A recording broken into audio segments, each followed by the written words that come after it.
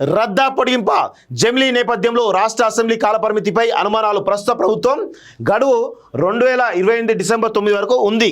So 2029 మేలో ఎన్నికలైతే కాంగ్రెస్కు అదనపు లాభం. రాష్ట్రపతి పాలన విధించకుంటే మరో 6 నెలలు అధికారంలోనే. 2023 ఏప్రిల్లో ఎలక్షన్ నిర్వహిస్తే కష్టం నష్టం. సో ఏడాదిన్నర ముందుగానే పవర్ లూజ్. అదే జరిగితే స్థానిక సంస్థల ఎన్నికల తర్వాత శాసనసభ ఎలక్షన్ మూడ్లోకి అంటూ ఒకరిని చూస్తా ఉన్నాం. సో ఏది జమిలీ ఎన్నికల నేపథ్యంలో ఒక 1.5 year ముందైనా రావచ్చు, లేకపోతే ఒక 6 నెలల తర్వాత రావచ్చు. సో నాకు తెలిసి 6 నెలల తర్వాతనే రావడానికి అవకాశం అయితే కనబడతా ఉంది. సో చెప్పలేం, ఆ భారతీయ జనతా పార్టీ నెగిటివిటీ ఎక్కువ కాకముందే వాళ్ళు ముందు పెట్టినా ఆశ్చర్యం లేదు. సో ఇవన్నీ కూడా ఉన్నాయి. ఇలా గేమ్ ప్లాన్ అంటే ఎవరికైనా అడ్వాంటేజ్ ఏంటంటే ఏ రాష్ట్ర ప్రభుత్వం కానీ ఏ కేంద్ర ప్రభుత్వం కానీ ఉన్నప్పటికీ వాళ్ళ గెలుపు అవకాశం కూడా వాళ్ళు బేరీ చేసుకునే ఈరోజు ప్రయత్నం చేస్తూ ఉంటారు తప్ప వేరే ఏమీ ఉండదు ఇక్కడ. దేశవ్యాప్తంగా ఎప్పుడు జమిలీ ఎన్నికలపైనే చర్చ నడుస్తున్నది. ఒకవేళ జమిలీ ఎన్నికలు నిర్వహించాల్సి వస్తే మన రాష్ట్రంలో ఎన్నికల పరిస్థితి ఏంటా అనేది హాట్ టాపిక్ అయింది.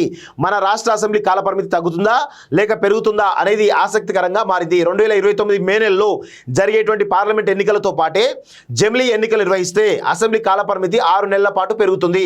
అలా కాకుండా యూపీ ఎన్నికలతో పాటే 2023 ఏప్రిల్లో నిర్వహిస్తే కాంగ్రెస్ ప్రభుత్వానికి నష్టం అనే చెప్పాలి. ఎందుకంటే ఏడాదిన్నర ముందే అధికారాన్ని కోల్పోవాల్సి వస్తుంది. ఒకవేళ ముందుగానే ఎన్నికలు నిర్వహిస్తే లోకల్ బాడీ ఎన్నికల తర్వాత వెంటనే అన్ని రాజకీయ పార్టీలు పూర్తిగా అసెంబ్లీ ఎన్నికల మూడ్లోకి వెళ్ళక తప్పదు. అదనంగా 6 నెలలు రేవంత్ సర్కార్ అంటూ చూస్తా ఉన్నాం.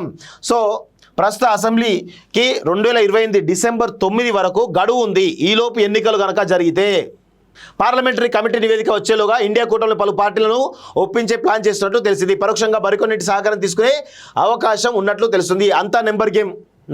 పాలిటిక్స్ అంటేనే నెంబర్ గేమ్, ఎన్నికలు అంటేనే నెంబర్ గేమ్, ఇంకే వేరే ఏమీ ఉండదు. జమిలీ ఎన్నికలకు దాదాపు 16 రకాలైన రాజ్యాంగ సభలు అవసరమవుతాయి. వీటికి ప్రధానంగా లోక్సభ రాజ్యసభల్లో 3/2 మెజార్టీ రాష్ట్రాల అసెంబ్లీలో ఆమోదించిన అవసరం. అయితే ఇదంతా కూడా నెంబర్ గేమ్లో భాగం. దేశవ్యాప్తంగా 13 రాష్ట్రాల్లో బీజేపీ అధికారంలో ఉన్నది. సో మరో 6 రాష్ట్రాల్లో బీజేపీ మిత్రపక్షాలతో కలిసి అధికారంలో ఉన్నది. వీటిలో ఆంధ్రప్రదేశ్, మహారాష్ట్ర లాంటి రాష్ట్రాలు కూడా ఉన్నాయి. కర్ణాటక, తెలంగాణ, జార్ఖండ్, ఢిల్లీ, కేరళ, తమిళనాడు, పశ్చిమ బెంగాల్, హిమాచల్ ప్రదేశ్, పంజాబ్ రాష్ట్రాల్లో ఇండియా కూటమిలోని పార్టీలు అధికారంలో ఉన్నాయి. జమిలీ ఎన్నికలకు అవసరమయ్యేటువంటి రాజ్యాంగ సభలో కొన్నింటి సగానికి పైగా రాష్ట్రాలు ఆమోదించాల్సి ఉంటుంది. దేశంలో 28 రాష్ట్రాలు ఉన్నాయి. కేంద్రపాలిత ప్రాంతాలు 8 ఉండగా అందులో 3కి అసెంబ్లీలు ఉన్నాయి. అసెంబ్లీలు ఉన్న రాష్ట్రాల్లో మొత్తం రాష్ట్రాల్లో సగం రాష్ట్రాల అసెంబ్లీలో రాజ్యాంగ సవరణ బిల్లుకు ఆమోదం పొందడం పెద్ద ఇబ్బంది కాదు. ఇండియా కూటమిలో అసంతృప్తిగా ఉన్న పార్టీలను మచ్చిక చేసుకోవడం, వారిలో జమిలీ వ్యతిరేక భావం లేకుండా చేసుకోవాలనే వ్యూహంలో బీజేపీ కీలక నేతలు ఉన్నట్లు సమాచారం. మరోవైపు రాజ్యాంగ సవరణకు సాంకేతికంగా సభకు ఎన్నికైన వారిలో 2/3 మెజార్టీ కావాలా లేక బిల్లుపై ఓటింగ్ జరిగే రోజు హాజరు సభ్యుల్లో 3/2 మెజార్టీ సరిపోతుందా అనేది స్పష్టత రావాల్సిన అవసరం అయితే ఉంది. 3 రాష్ట్రాల్లోనే అధికారులు కాంగ్రెస్ 3/2 మెజార్టీ అవసరం. ఆ 2 పార్టీలు కీలకం.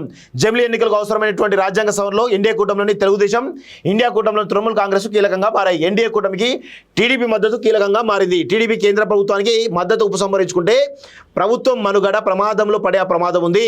దీంతో జమిలీ ఎన్నికల తర్వాత ముందు ప్రభుత్వాన్ని కాపాడుకునే పనిలో బీజేపీ పడాల్సి ఉంటుంది. ఇప్పటికే జమిలీపై ఏ విధంగా ముందుకు వెళ్ళబోతున్నారనే పూర్తి సమాచారాన్ని మోడీ, అమిత్ షాలు చంద్రబాబు నాయుడుకు వివరించినట్టుగా సమాచారం. ఆయన కూడా జమిలీకి పూర్తి మద్దతు ఇచ్చినట్టుగా తెలిసింది. అయితే కొన్ని షరతులు పెట్టినట్టుగా చెబుతున్నారు. వాటికి కూడా కేంద్రంలోని బీజేపీ అంగీకరించిందని విశ్వసనీయ వర్గాల సమాచారం. దీంతో ఎన్డీలోని పార్టీలతో జమిలీకి బిల్లుకు ఎలాంటి సమస్య రాదని వేస్తున్నారు. సో ఈ విధంగా మొత్తానికైతే ప్రాంతీయ పార్టీలకు శరాఘాతంగా ఉండే అవకాశం కనబడతా ఉంది. సో ఇలా జరిగే కొత్త అసెంబ్లీ కొలువుదీరాలి. కానీ 2029 మేలో పార్లమెంట్ ఎన్నికలతో పాటే జమిలీ ఎన్నికలు వేస్తే అప్పటి వరకు మన రాష్ట్ర అసెంబ్లీ ఎన్నికలకు వాయిదా వేయాల్సి ఉంటుంది. సో దీంతో రేవంత్ సర్కార్కు డిసెంబర్ 9, 2028 నుంచి మే 2029 వరకు దాదాపు అదనంగా 6 నెలల పాటు అధికారంలో కొనసాగేటువంటి అవకాశం దక్కుతుంది. జమిలీకి ముందే అసెంబ్లీలో కాలపరిమితి మూస్తున్నటువంటి రాష్ట్రాల్లో ప్రెసిడెంట్ రూలింగ్ పెడితే రాజకీయ విమర్శలు వచ్చే ప్రమాదం ఉంది.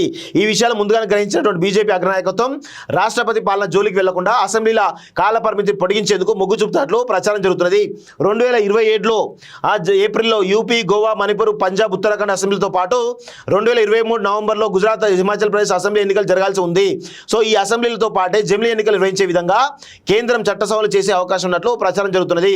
ఒకవేళ అప్పుడే జమిలీ ఎన్నికలు జరిగితే మన రాష్ట్ర అసెంబ్లీని గడువు గడువు కంటే ముందుగానే రద్దు చేయాల్సి ఉంటుందని రాజకీయ విశ్లేషకులు అభిప్రాయపడుతున్నారు. దీంతో సీఎం రేవంత్ రెడ్డి ప్రభుత్వం ఏడాదిన్నర ముందే అధికారం కోల్పోవాల్సి వస్తుందని ప్రచారం జరుగుతున్నది. ఒకవేళ అదే నిజమైతే, అదే అమలైతే స్థానిక సంస్థల ఎన్నికల తర్వాత అన్ని రాజకీయ పార్టీలు జమిలీ ఎన్నికలపై ఫోకస్ చేసేటువంటి అవకాశం అయితే ఉంటుంది. సో ఇందులో చాలా క్లియర్గా మనం తెలుసుకోవాల్సింది ఏంటంటే, రేవంత్ రెడ్డి యొక్క అధికారం 2028 డిసెంబర్ 9 వరకు ఉంది.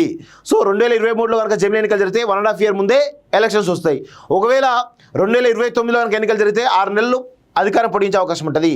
సో 5.5 సంవత్సరాలైనా ఆయన పరిపాలిస్తాడు, లేకపోతే 3.5 సంవత్సరాలు అంటే 1.5 year ముందే కనుక ఎన్నికలు జరిగితే, ఈరోజు 2023లో ఎన్నికలు జరిగితే కనుక 1.5 year ముందే ఈరోజు రేవంత్ రెడ్డి అధికారం కోల్పోవాల్సిన అవసరం అయితే ఉంటుంది. సో ఈ విధమైనటువంటి పరిస్థితి కనబడతా ఉంది. సో జమిలీ ఎన్నికలను ఏ విధంగా మరి తీసుకుంటారో త్వరలో తెలియాల్సిన అవసరం అయితే ఉంటుంది. ఏ విధంగా మరి కాంగ్రెస్ పార్టీకి చెక్ పెడుతున్నారా అనేది కూడా చూడాల్సిన అవసరం అయితే ఉంది. సో ఇది జమిలీ ఎన్నికలకు సంబంధించినటువంటి అంశం మిత్రులారా. రద్దా పొడిగింప జమిలీ నేపథ్యంలో రాష్ట్ర అసెంబ్లీ కాలపరిమితిపై అనుమానాలు. ప్రస్తుత ప్రభుత్వం గడువు 2028 డిసెంబర్ 9 వరకు ఉంది. సో 2029 మేలో ఎన్నికలైతే కాంగ్రెస్కు అదనపు లాభం. రాష్ట్రపతి పాలన విధించకుంటే మరో 6 నెలలు అధికారంలోనే. 2023 ఏప్రిల్లో ఎలక్షన్ నిర్వహిస్తే నష్టం. సో ఏడాదిన్నర ముందుగానే పవర్ లూజ్. అదే జరిగితే స్థానిక సంస్థల ఎన్నికల తర్వాత శాసనసభ ఎలక్షన్ మూడ్లోకి అంటూ ఒకరిని చూస్తా ఉన్నాం. సో ఏది జమిలీ ఎన్నికల నేపథ్యంలో ఒక 1.5 year ముందైనా రావచ్చు, లేకపోతే ఒక 6 నెలల తర్వాత అయినా రావచ్చు. సో నాకు తెలిసి 6 నెలల తర్వాతనే రావడానికి అవకాశం అయితే కనబడతా ఉంది. సో చెప్పలేం, ఆ భారతీయ జనతా పార్టీ నెగిటివిటీ ఎక్కువ కాకముందే వాళ్ళు ముందు పెట్టినా ఆశ్చర్యం లేదు. సో ఇవన్నీ కూడా ఉన్నాయి. ఇలా గేమ్ ప్లాన్ అంటే ఎవరికైనా అడ్వాంటేజ్ ఏంటంటే, ఏ రాష్ట్ర ప్రభుత్వం కానీ ఏ కేంద్ర ప్రభుత్వం కానీ ఉన్నప్పటికీ వాళ్ళ గెలుపు అవకాశం కూడా వాళ్ళు బేరీ చేసుకునే ఈరోజు ప్రయత్నం చేస్తూ ఉంటారు తప్ప వేరే ఏమీ ఉండదు ఇక్కడ. దేశవ్యాప్తంగా ఎప్పుడు జమిలీ ఎన్నికలపైనే చర్చ నడుస్తున్నది.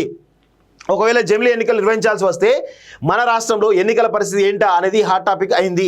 మన రాష్ట్ర అసెంబ్లీ కాలపరిమితి తగ్గుతుందా లేక పెరుగుతుందా అనేది ఆసక్తికరంగా మారింది. 2029 మే నెలలో జరిగేటువంటి పార్లమెంట్ ఎన్నికలతో పాటే జమిలీ ఎన్నికలు నిర్వహిస్తే అసెంబ్లీ కాలపరిమితి 6 నెలల పాటు పెరుగుతుంది. అలా కాకుండా యూపీ ఎన్నికలతో పాటే 2023 ఏప్రిల్లో నిర్వహిస్తే కాంగ్రెస్ ప్రభుత్వానికి నష్టం అనే చెప్పాలి. ఎందుకంటే ఏడాదిన్నర ముందే అధికారాన్ని కోల్పోవాల్సి వస్తుంది. ఒకవేళ ముందుగానే ఎన్నికలు నిర్వహిస్తే లోకల్ బాడీ ఎన్నికల తర్వాత వెంటనే అన్ని రాజకీయ పార్టీలు పూర్తిగా అసెంబ్లీ ఎన్నికల మూడ్లోకి వెళ్ళక తప్పదు. అదనంగా 6 నెలలు రేవంత్ సర్కార్ అంటూ చూస్తూ ఉన్నాం.